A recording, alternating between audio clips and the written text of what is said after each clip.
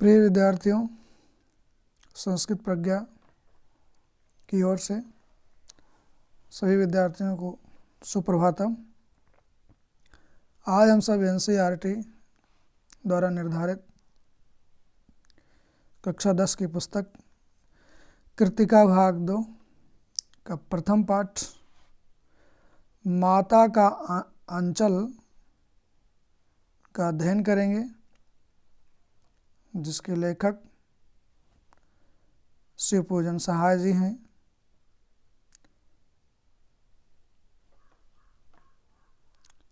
जहाँ लड़कों का संग तहाँ बाजे मृदंग, जहाँ बुढ़ों का संग तहाँ खर्चे का तंग। देखिए, दिया गया है, हमारे पिता तड़के उठकर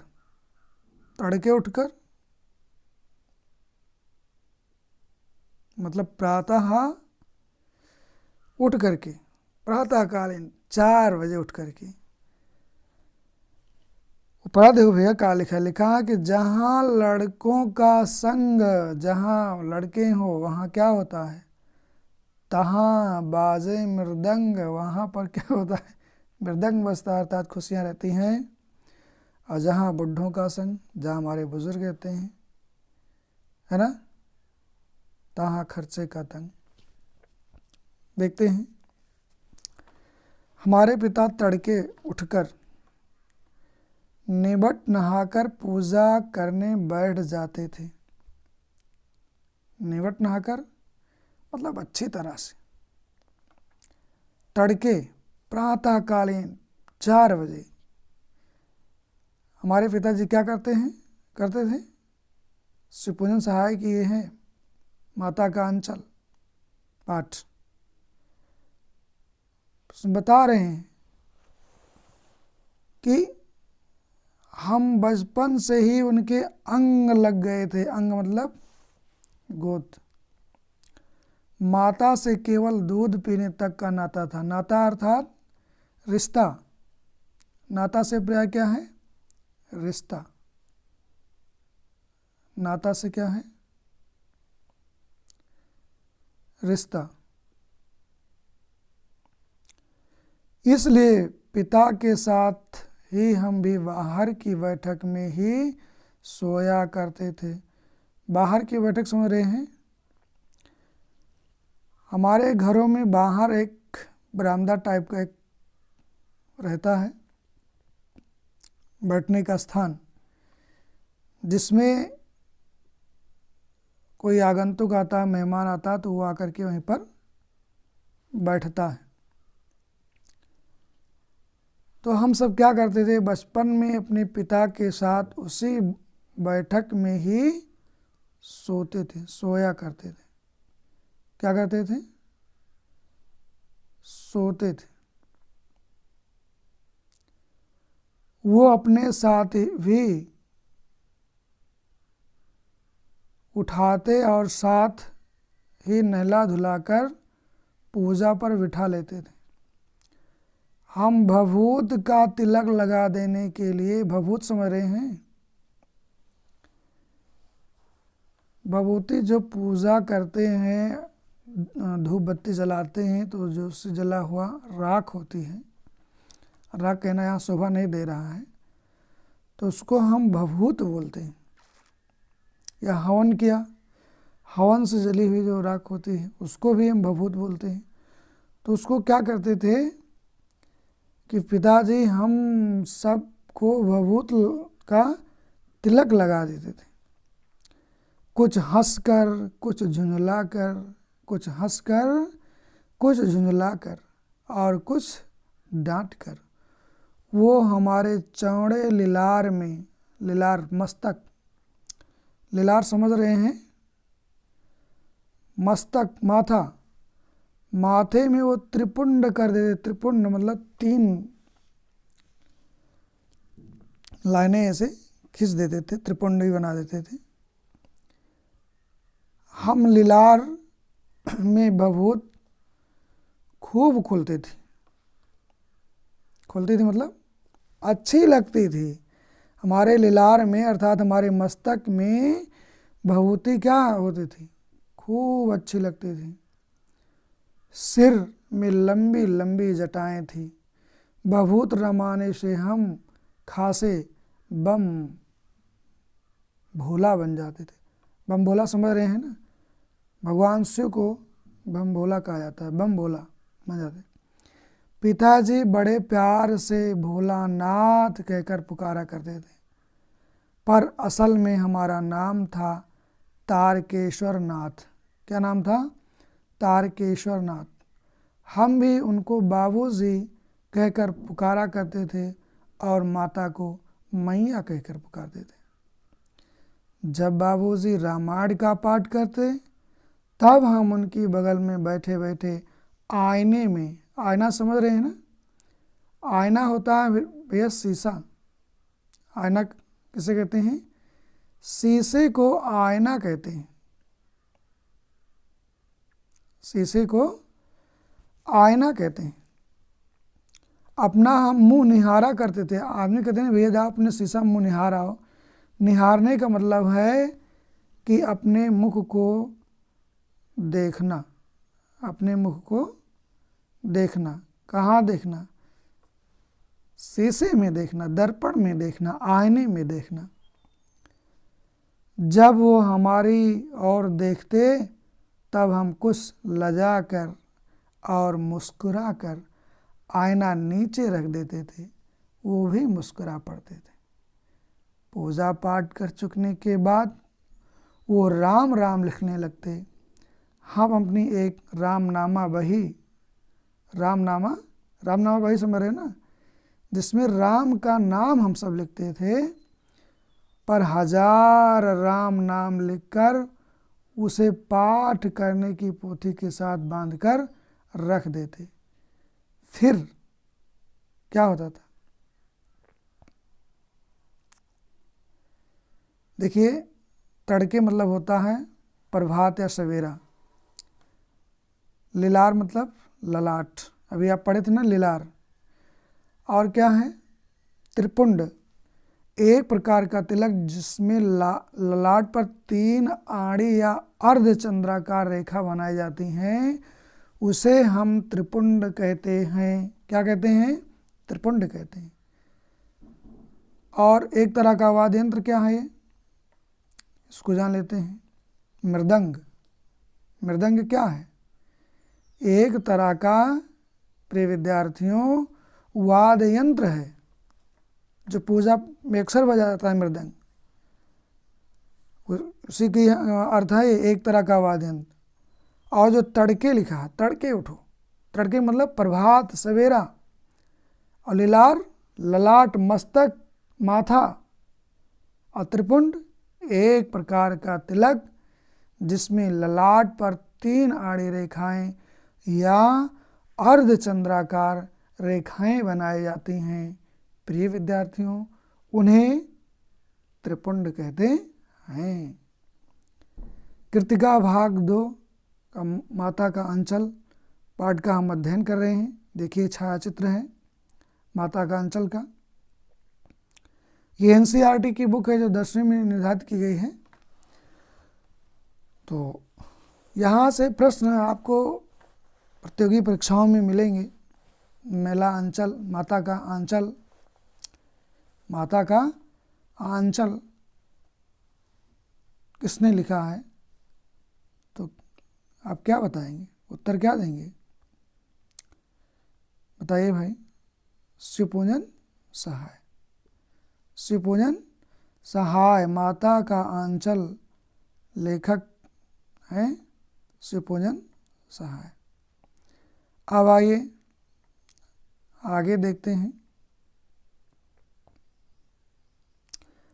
500 बार कागज के छोटे छोटे टुकड़ों पर राम नाम लिखकर आटे की गोलियों में लपेटते और उन गोलियों को लेकर गंगा जी की ओर चल पड़ते थे। उस समय भी हम उनके कंधे पर विराजमान रहते थे। विराजमान मतलब बैठे रहते थे भैया, घुड़ाही जिसको बोलते हैं, हम लोग अपने यहाँ बोलते हैं कि आओ घोड़ा ही ले लें।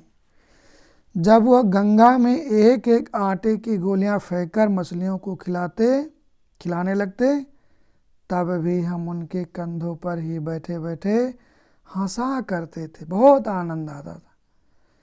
जब वो मछलियों को चारा देकर घर की ओर लौटने लगते, तब बीच रास्ते में झुके हुए पेड़ों की डालों पर हमें बिठाकर झूला झुलाते थे। कभी कभी बाबूजी हमसे कुश्ती भी लड़ते। कुश्ती समझ रहे ना, मल्ल युद्ध, अरे युद्ध नहीं मतलब कुश्तीबाजी। वह शिथिल होकर हमारे बल को बढ़ावा देते थे और हम उनको पछाड़ देते थे।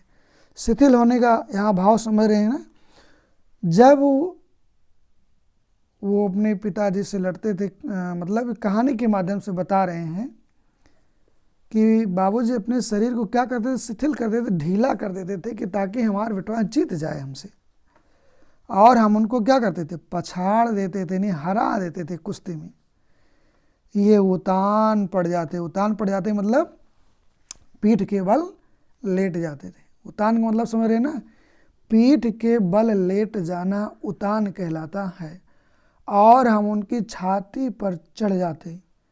जब हम उनकी लंबी लंबी मूछें उखाड़ने लगते, तब वो हंसते हंसते हमारे हाथों को मूछों से छुड़ाकर उन्हें चूम लेते थे। फिर जब हमसे खट्टा और मीठा चुम्मा मांगते, तब हम बारी बारी कर अपना बायां और दाहिना गाल उनके मुंह की ओर फेर देते थे। फेर देने मतलब कर देते थे। बाएं का खट्टा चुम्मा लेकर जब वो दाहिने का मीठा चुम्मा लेने लगते, तब हम अपनी दाढ़ी या मूछ हमारे कोमल गालों पर गड़ा देते थे।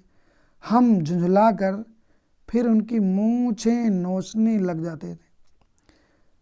इस पर वो बनावटी रोना रोने लगते और हम अलग खड़े खड़े खिलखिलाकर हंसने लग जाते थे। उनके साथ हंसते हंसते जब हम घर आते, तब उनके साथ ही हम भी चौके पर खाने बैठते थे। चौका समझ रहे ना, रसोई घर में जहाँ पर लिपा हुआ स्थान रहता था, माताएं चौका लगाती हैं पतना से। पतना समझ रहे ना, एक गीला वस्त्र होता है जिसमें चीका मिट्टी यानी पिड़ोर भिगो करके माताएं रसोई घर में लगाती हैं, तो उसको चौका बोलते हैं और बैठने का स्थान होता है। वो हमें अपने ही हाथ से फूल के एक कटोरे में गोरस समझ रहे ना, तो दही मट्ठा जो भी घर में रहता, भात में सान कर खिलाते थे। सान कर मतलब समझ रहे हैं, भात समझ रहे हैं, चावल पका हुआ चावल को भात बोलते हैं। और सान कर मतलब मिला कर, तो उसमें मिला लेते थे, किसमें, भात में।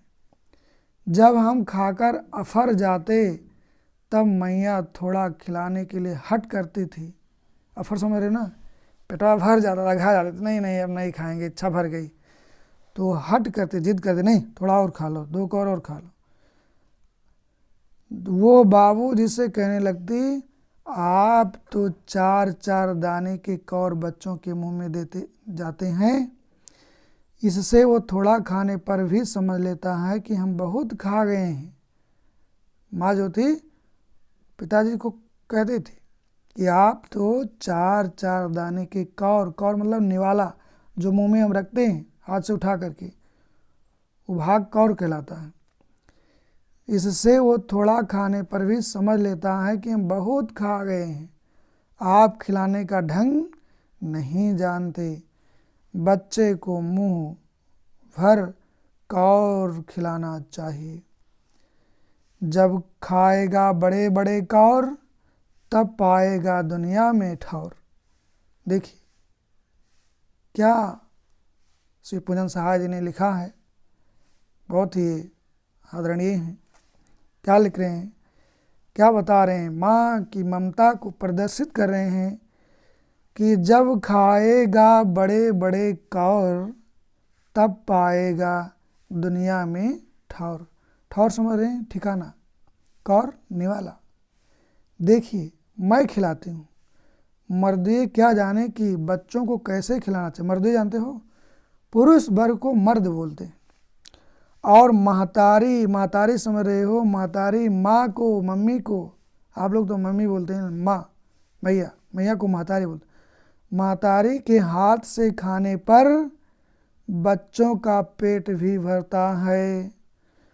यह कह वो थाली में दही भात शांति और अलग अलग तोता, मैना, कबूतर, हंस, मोर आदि के बनावटी नाम से कौर बनाकर ये कहते हुए खिलाते जाते थे कि जल्दी खा लो नहीं तो उड़ जाएंगे।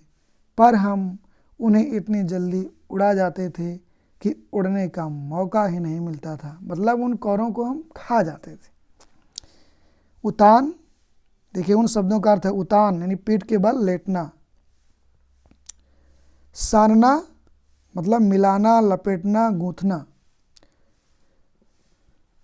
है ना। भर पेट से अधिक खा लेना मतलब इच्छा का भर जाना। और मौका बता ठौर, ठौर मतलब होता है स्थान या अवसर। और महतारी मतलब होता है माता। महतारी मतलब क्या होता है, माता। इसमें पेन नहीं चल रही है, पता नहीं क्या त्रुटि आ गई है। जब हम बनावटी चिड़ियों को चट कर जाते थे तब बाबूजी कहने लगते, अच्छा अब तुम राजा हो जाओ, खेलो। क्या हो जाओ, राजा हो जाओ, खेलो।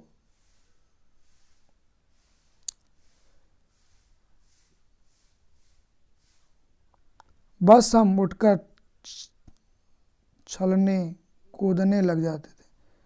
फिर रस्सी में बंधा हुआ ठाठ का काठ, ठाठ बोल दें, क्षमा कीजिएगा, काठ। काठ का मतलब होता है लकड़ी। लकड़ी का घोड़ा लेकर नंग धड़ंग यानी निवस्त्र बाहर गली में निकल जाते थे। हम लोगों के बचपन में एक लकड़ी की, काष्ठ की घुर्री चलती थी, उसको हम घुर्री बोलते थे। जो आज त्रिपहिया साइकिल आ गई है मार्केट में, हम लोगों की बचपने में घुर्री चलती थी, लकड़ी की रहती थी और पास के विश्वकर्मा काका जी का बना के ला के दे देते थे।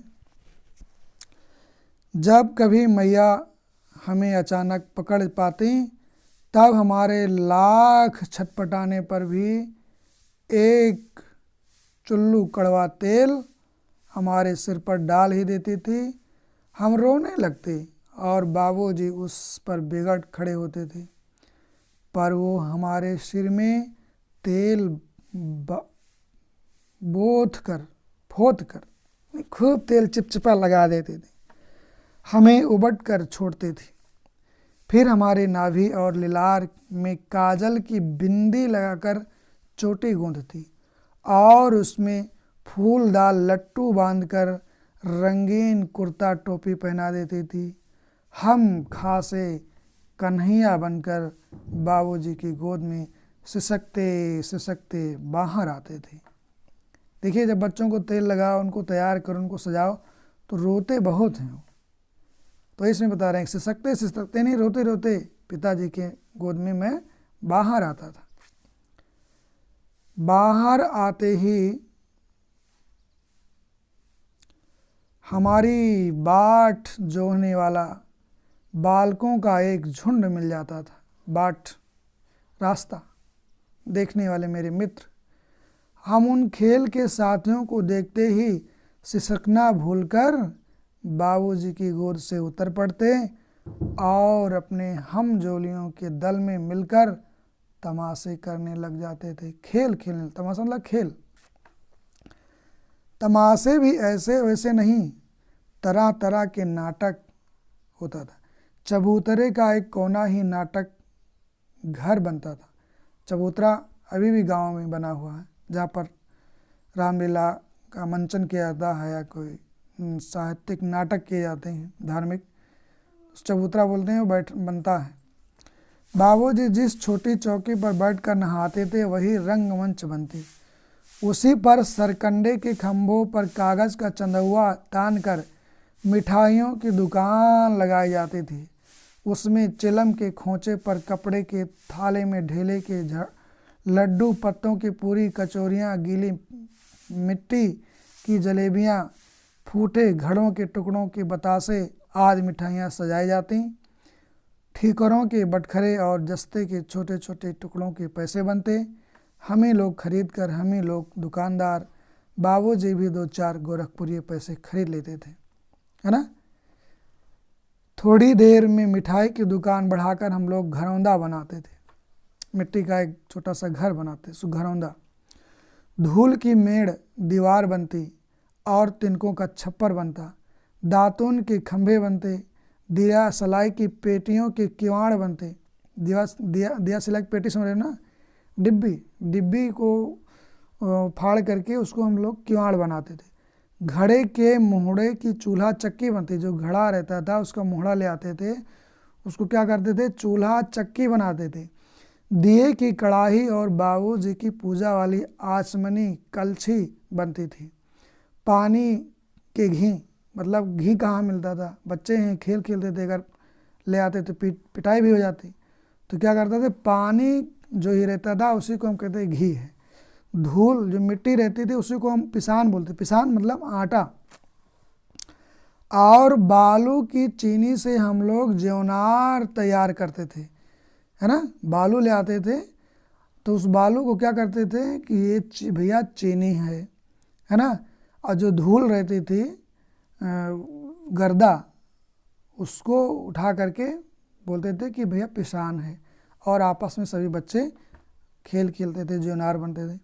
हम ही लोग ज्योनार करते थे और हम ही लोगों का ज्योनार बैठती थी। ज्योनार समझ रहे हो, जो लोग भोज पर बैठते हैं दावत खाने के लिए, भोजन करना, उसी को कहते हैं ज्योनार। तो यार हम ही लोग ज्योनार करते और हम ही लोग ज्योनार बैठती थी। जब पंगत बैठ जाते थे उनको बैठते देखते ही हम लोग हंसकर घरौंदा बिगाड़कर भाग चलते थे। वह भी हंसते हंसते लोटपोट हो जाते और कहने लगते, फिर कब भोज होगा भोलानाथ। देखिए, छोटा सामियाना, घरौंदा छोटा सामियाना होता है और ज्योनार भोज या दावत होती है, भोजन करवाना, पंगत बैठना, ये अर्थ हैं। शब्दार्थ, कभी कभी हम लोग बारात का भी जुलूस निकालते थे। कनस्तर का तंबूरा बजता, अमोले को घिसकर शहनाई बजाई जाती, टूटी चूहेदानी की पालकी बनती। हम समधी बनकर बकरे पर चढ़ लेते और चबूतरे के एक कोने से चलकर बारात दूसरे कोने में जाकर दरवाजे लगती थी। वहाँ काठ की पटरियों से घिरे, गोबर से लिपे, आम और केले की टहनियों से सजाए हुए छोटे आंगन में कुल्हे का कलसा रखा जाता रहता था। वहीं पहुंचकर बारात फिर लौट आती थी। लौटने के समय खटोली पर लाल ओहार डालकर उसमें दुल्हन को चढ़ाया लिया जाता। दुल्हन समझ रहे हैं ना, है हाँ, नहीं बहू, इस समय खूब सीजन चल रहा है। लौट आने पर बाबूजी ज्यों ही ओहार उघार कर दुल्हन का मुख निखरने लगते, त्यों ही हम लोग हंसकर भाग जाते। ओहार मतलब पर्दे को हटा देना। ओहारना मतलब होता है जो चीज़ ढका हो उस चीज़ को हटा दो, वही है ओहार। को उघार देते थे, उसको हटा देते थे। थोड़ी देर बाद फिर लड़कों की मंडली जुट जाती थी। इकट्ठा होते ही राय जमती की खेती की जाए। बस चबूतरे के छोर पर घिरनी गड़ जाती और उसके नीचे की गली कुआं बन जाती थी। मूंज की बटी हुई पतली रस्सी में एक चुक्कड़ बांध गराड़ी पर चढ़ा लटका दिया जाता और 2 लड़के बैल बनकर मोट खींचने लग जाते। मोट मतलब रस्सा। चबूतरा खेत बनता, कंकड़ बीज बनते, ठेंगा हल जुआठा बनता। मेहनत से खेत जोते, बोए और पटाए जाते। फसल तैयार होते देर न लगती और हम हाथों हाथ फसल काट लेते थे। काटते समय गाते थे, ऊंच नीच में गई बई कियारी, जो उपजी सो भई हमारी। ऊंच नीच मतलब ऊंचे नीचे स्थान पर जो हमने बेईमानी बोया है क्यारी में, और जो उपज जाए, जो उपजी यानी जो पैदा हो जाए, सो भई हमारी, वो ही हमारी है। फसल को एक जगह रखकर उसे पैरों से रौंद डालते थे, कसौरे का सूप बनाकर उसाते और मिट्टी के दिए के तराजू पर तौल कर राशि तैयार कर देते थे। इसी बीच बाबूजी आकर पूछ बैठते थे, इस साल की खेती कैसी रही भोलानाथ? फिर बस क्या, हम लोग ज्यों का त्यों खेत खलिहान छोड़कर हंसते हुए भाग जाते थे। कैसी मौज की खेती थी। ऐसे ऐसे नाटक हम लोग बराबर खेला करते थे। बटोही भी कुछ देर ठिठक कर हम लोगों के तमाशे देख लेते थे। जब कभी हम लोग ददरी के मेले में जाने वाले आदमियों का झुंड देख पाते, तब कूद कूद कर चिल्लाने लगते थे, चलो भाइयों ददरी सत्तू पिसान की मोटरी, चलो भाइयों ददरी सत्तू पिसान की मोटरी। अगर किसी दूल्हे के आगे आगे जाती हुई ओहारदार पालकी देख पाते, तब खूब जोर से चिल्लाने लगते थे। क्या चिल्लाते थे? देखिए नीचे कुछ शब्दार्थ दिए गए हैं कुछ शब्दों के। आम का उगता हुआ एक पौधा है ना, पर्दे के लिए डाला हुआ कपड़ा जिसको हम कहते हैं ओहार। क्या कहते हैं? ओहार। और मिट्टी का बना छिछला कटोरा। मिट्टी का बना छिछला कटोरा मतलब वही मटके का ऊपरी भाग। मटके का ऊपरी भाग क्या कहलाता है? छिछोला। आगे चलते हैं। रहरी में रहरी पुरान रहरी, डोला के कन्या हमार मेहरी। देखिए कितना, चलो भाइयों ददरी सत्तू पिसान की मोटरी, और रहरी में रहरी पुरान रहरी, और डोला के कन्या हमार मेहरी, है ना। इसी पर एक बार बूढ़े वर ने हम लोगों को बड़ी दूर तक खदेड़ कर ढीलों से मारा था। उस खसूट खबीस की सूरत आज तक हमें याद है। ना जाने किस ससुर ने वैसा जमाई ढूंढ निकाला था, वैसा घोड़मुहा आदमी हमने कभी नहीं देखा। देखिए हमारे पिताजी भी कभी नाराज़ होते थे सब बच्चों के, तो भी कहना है घोड़मुहा के। देखिए लेखक लिख रहा है, मैं नहीं बोल रहा हूँ, शिवपूजन सहाय से लिख रहे हैं। वो अपनी माता का अंचल में बता रहे हैं इस धरती पर क्या क्या होता है। आम की फसल में कभी कभी खूब आंधी आती है। आंधी के कुछ दूर निकल जाने पर हम लोग बाग की ओर दौड़ पड़ते थे। वहाँ चुन चुन कर घुले घुले गोपी आम चापते थे। एक दिन की बात है, आंधी आई और पट पड़ गई। पट मतलब खूब आम गिरा। आकाश काले बादलों से ढक गया। मेघ गरजने लगी, बिजली कौंधने और ठंडी हवा सनसनाने लगी। पेड़ झूमने और जमीन चूमने लगी। हम लोग चिल्ला उठे। क्या चिल्लाए? एक पैसा की लाई बाजार में छितराई, बरखा उधरे बिलाई। एक पैसा की लाई बाजार में छितराई, और बरखा उधरे बिलाई। लेकिन बरखा ना रुकी। फिर और भी मूसलाधार पानी होने लगा। हम लोग पेड़ों की जड़ से धड़ से सट गए, जैसे कुत्तों के कान में अंठई चिपक जाती है। मगर बरखा जमी नहीं, थम गई। बरखा बंद होते ही बाग में बहुत से बिच्छू नजर आए। हम लोग डरकर भागे। भाई पहली बारिश हुई थी ना, तो जब पहली बरसात होती तो सांप बिच्छू से अपने बिलों से निकल निकल कर भागते हैं, वो अपना ठिकाना ढूंढते हैं। हम लोगों में बैजू बड़ा ढीठ था। बैजू एक मित्र था।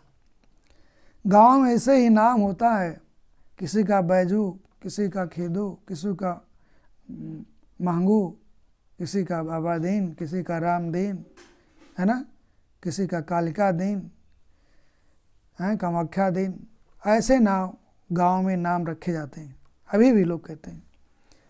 तो बैजू बड़ा ढीठ था, नहीं बहुत निर्भीक था, डरता ना, ढीठ मतलब निर्भीक, जो ना डरे। संयोग की बात, बीच में मूसन तिवारी मिल गए।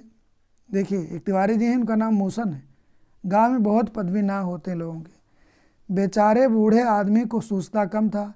बैजू उनको चढ़ाकर बोला, बुढ़वा बेईमान मांगे करेला का चोखा, बुढ़वा बेईमान मांगे करेला का चोखा। देखिए चिढ़ाने के लिए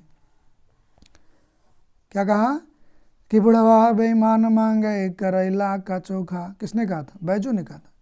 हम लोगों ने भी बैजू के सुर में सुर मिलाकर ये चिल्लाना शुरू किया कि मूसन तिवारी ने बेतहाशा हम लोगों को खदेड़े।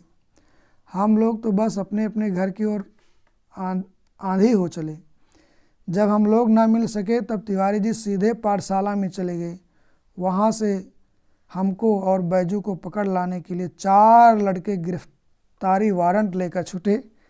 हाँ, अभी भी ऐसा है। हम लोग प्राथमिक कक्षा में जब पढ़ते थे तो जो बच्चे भाग जाते थे उनको पकड़वा लाते थे हमारे गुरुजी घर से। इधर ज्यों ही हम लोग घर पहुँचे त्यों ही गुरुजी के सिपाही हम लोगों पर टूट पड़े। बैजू तो 9-2-11 हो गया। 9-2-11 मतलब समझ रहे हो ना, भाग जाना। 9-2-11 होने का मतलब भाग जाना। और क्या हुआ, हम पकड़े गए। फिर तो गुरुजी ने हमारी खूब खबर ली। क्या खबर ली? देखो भैया, खबर ली मतलब क्लास लग गया इनका। बाबूजी ने ये हाल सुना, वो दौड़े हुए पाठशाला में आए, गोद में उठाकर हमें पुचकारने और फुसलाने लगे। पर हम दुलारने से चुप होने वाले लड़के नहीं थे। रोते रोते उनका कंधा आंसुओं से तर हो गया। वो गुरुजी की चिरौरी करके हमें घर ले आए। रास्ते में फिर हमारे साथी लड़कों का झुंड मिला। वो जोर से नाचते गाते थे। चिरौरी समझ रहे हो ना, विनती करना। चिरौरी मतलब होता है विनती करना। चिरौरी का मतलब होता है बंधु विनती करना। चिरौरी विनती करना, प्रार्थना करना, मन विनती। आज के गार्जियन क्या है, किसी के बच्चे को डांट दो, थपड़िया दो, बस गार्जियन वहाँ पहुँच जाते हैं शिकायत लेकर के। आप कौन होते हैं मेरे बच्चों को डांटने वाले, मारने वाले, रुलाने वाले। हर तरह की कानूनबाजी पेश देते हैं। और ये सत्य है कि जिस घर के अभिभावक अध्यापक के पास, गुरुजनों के पास शिकायत लेकर के जाते हैं, उनके बच्चे कभी पढ़ नहीं पाते। और अध्यापकों से मेरा भी एक करबद्ध निवेदन है कि बच्चों के साथ सद्व्यवहार ही करें, उतना ही उनको दंड दें जिसकी योग्य वो हों। तो कहीं ना कहीं कमियां हो भी जाती हैं, तो ऐसा ना करें। गुरुजन से भी मेरा करबद्ध निवेदन है और अभिभावकों से भी मेरा करबद्ध निवेदन ये है कि छोटी छोटी शिकायतों को लेकर के गुरुजनों के पास ना जाएं। वो आपके बच्चे के भविष्य के निर्माता हैं और निर्माण अवश्य करेंगे। हाँ, मानते हैं 100 में कोई एक गड़बड़ हो, फिलहाल ऐसा मैं आशा नहीं करता। अरहरी समझ रहे हो ना, अरहर जिसकी दाल बनती है। कुत्ते के शरीर में चिपके रहने वाले छोटे कीड़े होते हैं चपटा, किलनी। और दीनतापूर्वक जाने वाली प्रार्थना, विनती, चिरौरी। चिरौरी, ये चिरौरी अभी हमने बताया नहीं था। चिरौरी का ही अर्थ है दीनतापूर्वक की जाने वाली प्रार्थना चिरौरी कहलाती। क्या कहलाती है? चिरौरी कहलाती है। चिरौरी, चिरौरी कहलाती है। तो प्रिय विद्यार्थियों, फिर आगे हम बढ़ते हैं। माई पकाई गरर गरर पुआ, हम खाई पुआ न खेलब जुआ। फिर क्या था, हमारा रोना धोना भूल गया। हम हट करके बाबूजी की गोद से उतर पड़े और लड़कों की मंडली में मिलकर लगे वही तान सुर अलापने। तब तक सब लड़के सामने वाले मकई के खेत में दौड़ पड़े। उसमें चिड़ियों का झुंड चल रहा था। वह दौड़ दौड़ कर उन्हें पकड़ने लगे, पर एक हाथ भी न आई। हम खेत से अलग ही खड़े होकर गा रहे थे, राम जी की चिरई राम जी का खेत, खा लो चिरई भर भर पेट।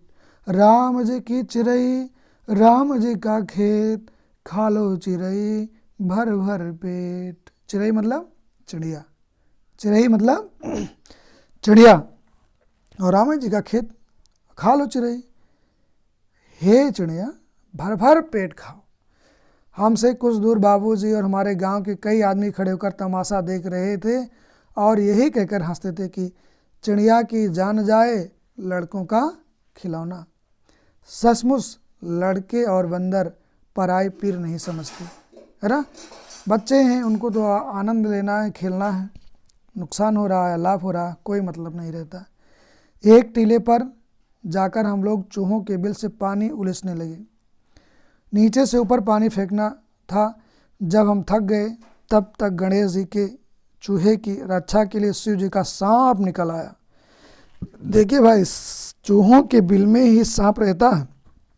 बच्चे जब उस चूहों के बिल में पानी डालने लगे तो उसमें से सांप निकला। रोते चिल्लाते हम लोग बेतहाशा भाग चले। कोई औंधा गिरा, कोई अंटाचिट, किसी का सिर फूटा, किसी के दांत टूटे, सभी गिरते पड़ते भागे।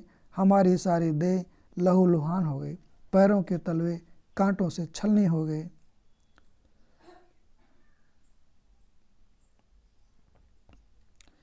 देखिए पाठ बहुत लंबा है, तो हम चाहते हैं प्रिय विद्यार्थियों आज बस इतना ही। तब तक के लिए सभी को शुभकामना के साथ